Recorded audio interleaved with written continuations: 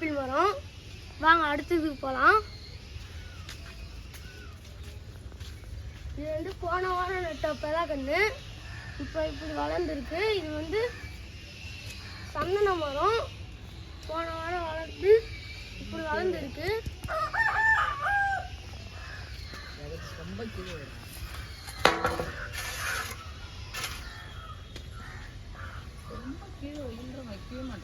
வாங்க இது செம்மரம்.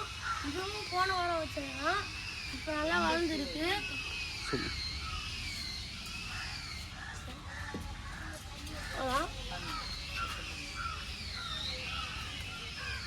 இது 4 வருஷத்துக்கு முன்னாடி வச்ச சப்போட்டா மரம். இப்போ எங்களுக்கு தண்ணி ஊற்றி காய் காக்க ஆரம்பிச்சிச்சு.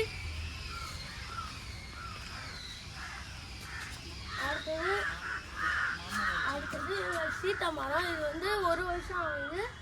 வச்ச 1 வருஷத்துலேயே காய் காய்க்க ஆரம்பிச்சிச்சு. இது 2.5 வருஷத்துக்கு முன்னாடி வச்சது.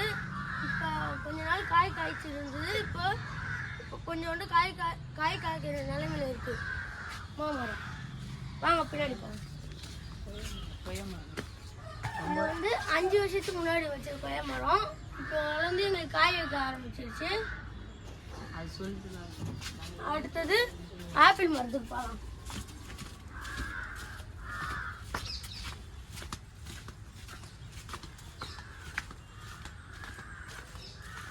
இது 5 வருஷத்துக்கு முன்னாடி நட்ட ஆப்பிள் மரம்.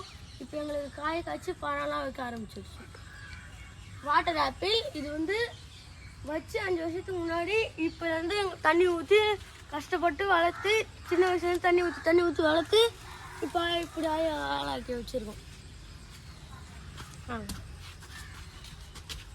இது நாத்தங்கன்று 6 மாதத்துக்கு முன்னாடி வளர்த்து இப்போ உங்களுக்கு இந்த சைஸ் வளர்ந்துருக்கு. இதே மாதிரி இன்னும் ஒரு நாத்தங்கன்று இருக்குது. வாங்க காட்டுறேன். சாத்துக்குடி மரம் நாங்கள் வளர்த்த இது வரையும் சாத்துக்குடி மரம். இது வளர்த்து 6 மாதம் ஆகுது. வாங்க. இது எலுமிச்சை மரக்கன்று. இது வளர்த்து 4 மாதம் ஆகுது.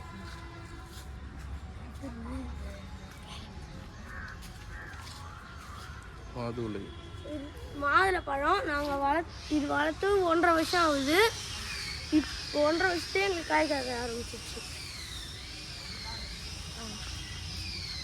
சுவாசிக்கிற காற்றே இதால தான். அதனால நம்ம இயற்கையை காப்போம், நோயற்று வாழ்வோம். ஓகே.